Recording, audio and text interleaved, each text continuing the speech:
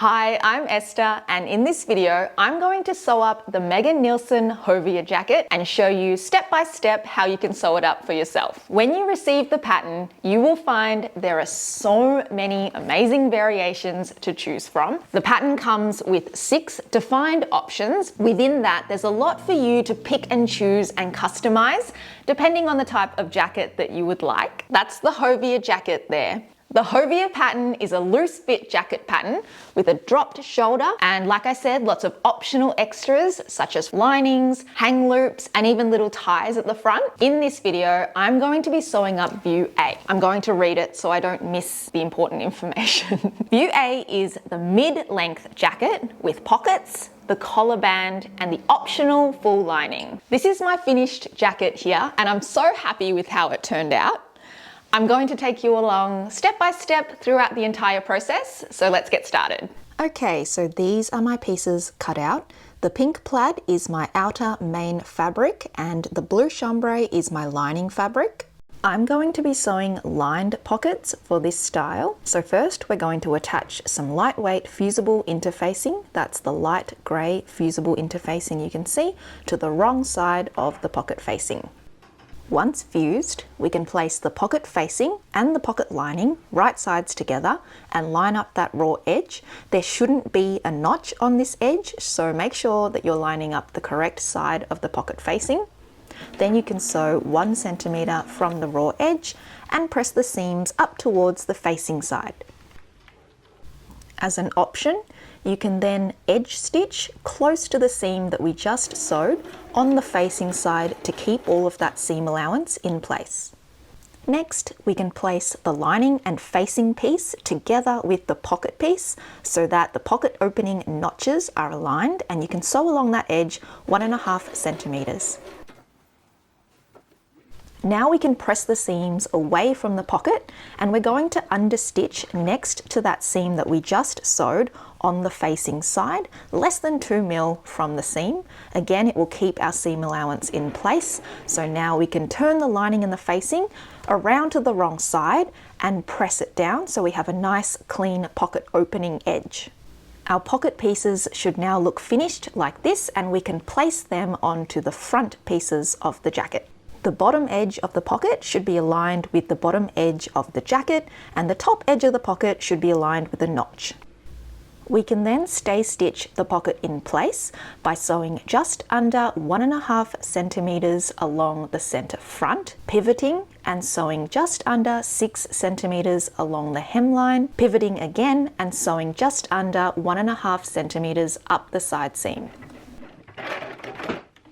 Our pockets should now be attached to the fronts like this, and we can move on to putting our sleeves on. We'll place our back piece right sides together with both of the front panels with the shoulder seams lined up. We can sew along those shoulder seams 1.5 centimeters from the raw edge. And because we're going to be lining this garment, I'm going to press my seams open. Now we can place the garment flat on the table with the right side facing up and the sleeve opening opened up nice and flat. Now place the sleeve right sides together with the garment so that the sleeve head notch should be aligned with the shoulder seam. We can then line up the edges of the sleeve with the edges of the sleeve opening and pin it. Once pinned, we can sew along this seam 1.5 centimeters from the raw edge and then press the sleeve and the seams away from the garment. Now we want to pop the garment right sides together so that the sleeve seams and the side seams are aligned. Make sure the arm size seam is aligned, that's the point at the underarm, and then we can sew the side seam and the sleeve seam in a continuous line 1.5 centimeters from the raw edge. You might find that the underarm sits better if you clip into the seam allowance as I'm doing here. Be careful not to cut through your stitching, but trim back the seam allowance to allow for better movement. Since we're lining this jacket, I'm going to press the seams open again, and that's the outer part of the jacket complete. We're going to use the exact same method to put together our lining pieces. So just as we did with our main fabric, we're going to take the back piece and our front panels and pop them right sides together and then sew 1.5 centimeters along those shoulder seams.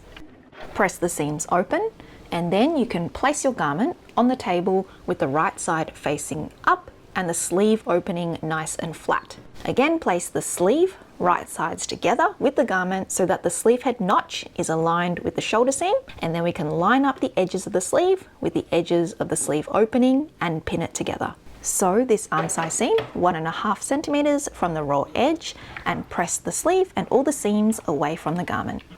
Now you can fold the garment right sides together so that the sleeve seams and the side seams are aligned. Make sure that that arm size seam is aligned at the underarm as well, and then we can sew again as a continuous line down the side seam and the sleeve seam 1.5 centimeters from that raw edge. Again, clip into the seam allowance to allow the underarm to sit a little bit better, and be careful not to cut through your stitching. Press the seams open, and then we're ready to attach the lining to the main fabric. Take your main jacket shell and turn it inside out. We're now going to press the sleeve hems and the hem of the jacket. Our hem allowances are 6 centimeters, so I'm going to cuff my sleeve 6 centimeters and press it to crease it. Do the same for the hem, turning it up 6 centimeters towards the wrong side of the garment at the hem and press it to crease. Now I'm going to take my lining and I'm going to turn it out the right way. So you'll see the right side of my fabric is facing outwards with all the seams on the inside of my lining jacket. This means that I can now put my lining inside my main fabric, and the right sides of my lining and the right side of my main outer jacket should be together. The hem should be unfolded, and you'll notice that the lining is shorter than the main shell, but we're going to put them together and align them along that hem so that we can sew the lining to the main shell 1 centimeter all along that bottom edge. Now we can open up the garment so the wrong sides of both shells are facing upwards and press the seams towards the lining side. Be careful that you don't unpress the 6 centimeter hem allowance that we creased previously. Now we can open up our garment and have the wrong sides facing outwards. We can take our lining sleeve opening and place it over the main shell sleeve opening. Your main shell sleeve should still be cuffed from where we cuffed it earlier and creased it. This will ensure that the right side of your main fabric and the right side of your lining are going to get sewn together, as we're going to sew 1 centimeter all around that sleeve hem along that raw edge. It can be a little tricky getting this seam under the sewing machine without catching any of the other fabric, so take it nice and slow. Once both of those sleeve hems are sewn, we can pull the sleeves through to the right side. Your main fabric should now be the right way out with the lining sitting nicely on the inside. You can press the hem and the sleeves again and carefully adjust and reshape the garment so that all of the seams are aligned and the lining should be sitting really nicely on the inside of your main shell. If you wanted to sew a label in, this is your last chance to do that. And also if you wanted to add the optional ties or a hang loop, now's a good time to do that too. Make sure that your main shell and the lining are aligned all around the neckline opening, and you can pin the raw edges of your main shell and your lining together so that we can stay stitch 1.5 centimeters from that raw edge all around the entire neckline. Now we will clip into the seam allowance around the back neckline. Careful not to cut your stitches, but this will help us to ease our collar band in. Attach the lightweight fusible interfacing to the wrong side of your collar band pieces, and then place the 2 collar band pieces right sides together and sew along that short edge. That should be the center back seam, 1.5 centimeters from that raw edge. Press the seams open, and then we're going to fold the collar band in half the long way and press it to crease it. Open the collar band back up and then turn in one of the long edges, 1.5 centimeters to the wrong side, and press it. We're going to place the collar band onto our jacket with the right sides together. We're going to use the unpressed raw edge of the collar, so the long edge that we did not press in, we're going to align that all around the neckline. Make sure that you match up all of the notches that are on the collar band with the relevant seams and the notches on the jacket. And also the collar band is going to extend 1.5 centimeters past the bottom edge of the garment. That's our seam allowance that we're going to use to close off our collar band later on. Use pins to keep everything in place and then sew the collar to the jacket 1.5 centimeters from the raw edge all around the entire neckline. Press the collar and the seams away from the garment, and then we're going to fold our collar in half with the right sides together, matching up the folded edge of the collar with the seam that we just sewed. At the hem, this raw short edge of the collar should line up really nicely, and we can sew 1.5 centimeters straight across. Be careful not to catch any other part of your jacket when you're sewing that seam, and once you're happy with it, you can trim away the seam allowance, clip into that corner, and then turn the collar the right way around. Push the seam allowance towards the collar side so that the raw edge of the collar that we previously pressed in 1.5 centimeters can now fold over and cover all of that seam allowance.